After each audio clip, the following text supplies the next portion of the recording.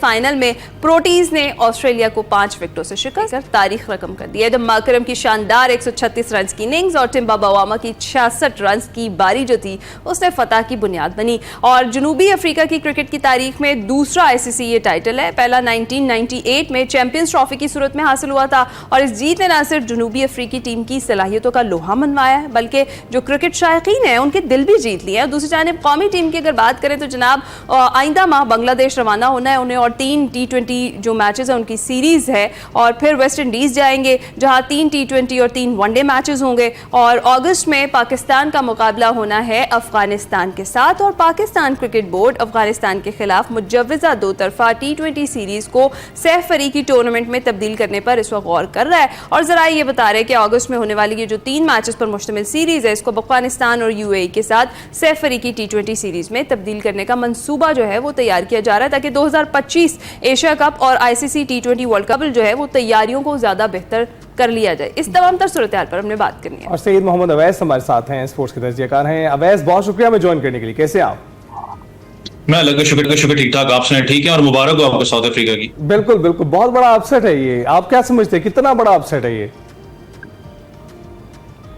यार अपसेट तो नहीं मैं कहूंगा क्योंकि जिस तरीके से साउथ अफ्रीका की अगर आप बात करें तो चोकर्स का टैग मुझे पता है बहुत अरसे नहीं बहुत सी मैं कहता हूं जब से साउथ अफ्रीका क्रिकेट स्टार्ट हुई आपको पता है चोकर्स का टैग लगा रहा। लोग हमेशा बात करते हैं कि साउथ अफ्रीका बड़े टूर्नामेंट के अंदर बड़े मैचेस के अंदर चोक कर जाता है, बड़ी टीम की बड़े मैचेस की टीम नहीं है। लेकिन जिस तरीके से साउथ अफ्रीका में अगर पूरे टेस्ट अगर चैंपियनशिप की आप बात करें खास करके बवुमा की कप्तानी में, क्योंकि आपको याद हो जब बवुमा कप्तान बने तो बहुत ज्यादा मसले थे इनके, आपको पता है वहां पर एक इश्यूज रहे हैं, चाहे टीम की कॉम्बिनेशन की आप बात करें जो लॉज एंड रेगुलेशंस वहां पर आते हैं, चाहे आप गवर्नमेंट का कहीं ना कहीं आपको पता है इंटरफेरेंस भी साउथ अफ्रीका के अंदर बहुत ज्यादा मामला में पॉलिटिकल इंटरफेरेंस है। उसके बावजूद बवुमा ने जिस तरीके से इस टीम को लीड किया और जहां तक वो लेके आया हैट्स ऑफ है।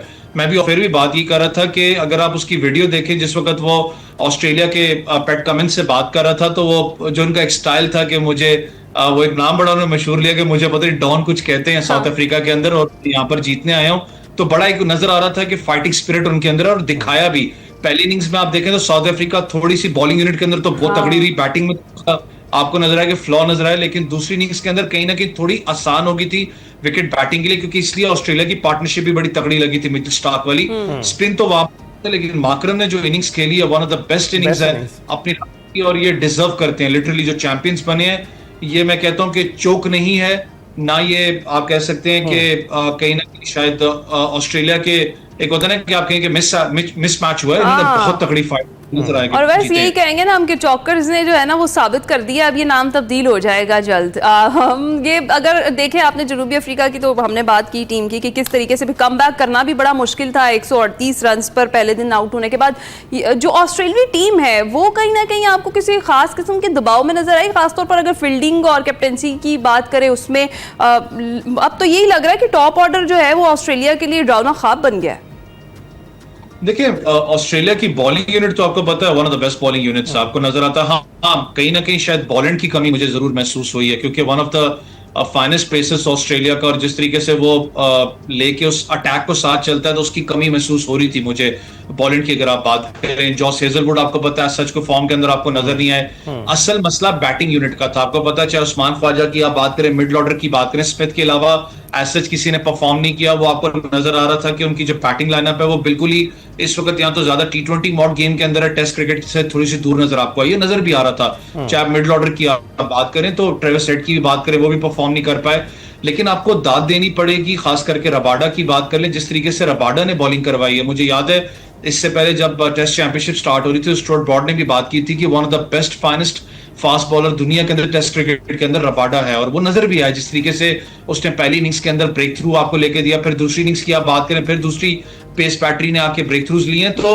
वो गेम प्लान जो सा वो इन्वॉल्वमेंट आपको नजर आई। कप्तान की बात करें, टीम की बात करें, फील्डिंग यूनिट आपको बहुत तगड़ा नजर आया जिसकी वजह से आपने ऑस्ट्रेलिया को अंडर प्रेशर लेके आए। लेकिन फिर मैं कह रहा हूँ हैट्स ऑफ माकरम का है क्योंकि जिस इनिंग्स उसने खेली है बड़ा आपने देखा होगा स्टेबल इनिंग्स थी। पहली इनिंग्स की भी आप बात करें रबाडा की तो पहले दिन 32 से 31 गेंदों में सिर्फ 0 स्कोर था रबाडा का।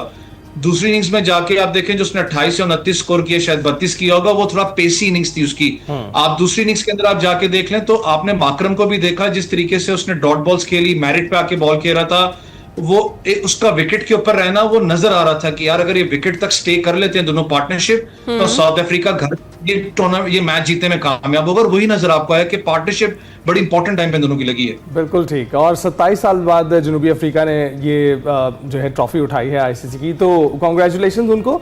लेकिन अब जो सैफ अफ्रीकी जो टूर्नामेंट अब आ रहा है पाकिस्तान अफगानिस्तान के साथ जो अपनी सीरीज है उसको 3 जो है मुल्कों में सोचा है कि उसको सैफ अफ्रीकी कर लिया जाए, तो उसमें यूएई को भी ऐड करने का सोचा जा रहा है। आपको क्या लगता है हो पाएगा?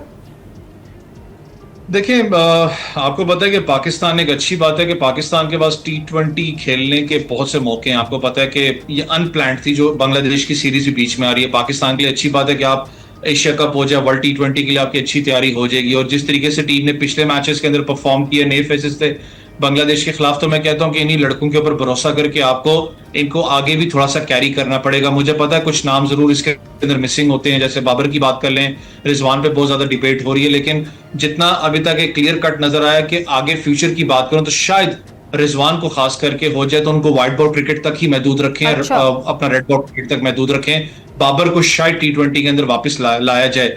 जो ट्राई नेशन सीरीज है वो बड़ी इंपॉर्टेंट इसलिए होगी। देखिए मैं हमेशा इस चीज में बड़ा एक स्ट्रांग बिलीव करता हूं, कोई भी कंट्री हो चाहे वो केनिया भी क्यों ना हो, कोई भी कंट्री ऐसे नहीं उसको प्लेट में दिया जाता ओडीआई का स्टेटस है T20 का कि आके वर्ल्ड लेवल के ऊपर मैप के ऊपर आके आप परफॉर्म करें।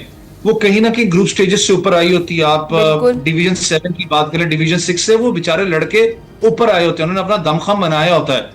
चाहे वो tri nation series UAE Afghanistan Pakistan की भी होती है, बहुत अच्छा मौका होगा पाकिस्तान के पास अपना कॉम्बिनेशन को ट्राई करने में, क्योंकि यूएई इस वक्त मैं कहता हूं बड़ा टॉप क्रिकेट खेल रहा है। उसने बांग्लादेश को शिकस्त दी, आपको पता है यूएई के अंदर अपना जो T20 मैचेस उसमें 2 T20 उसने जीते हैं और बड़े कन्विंसिंगली उसने मैचेस जीते हैं। तो कोई भी नॉन टेस्ट नेशन आसान नहीं होता हरीफ, आपने अपना बेस्ट देना है तो आपने उससे जीतना है। ये बड़ा इंपॉर्टेंट होगा पाकिस्तान को। अच्छी बात है कि अगर आपकी ट्राई नेशन सीरीज हो जाती है तो एटलीस्ट आपके पास एक कॉम्बिनेशन फिर मैं कह रहा हूं ज्यादा मौका होगा कि लड़कों को ज्यादा चांसेस दे सकेंगे इसमें। ठीक है, बहुत शुक्रिया।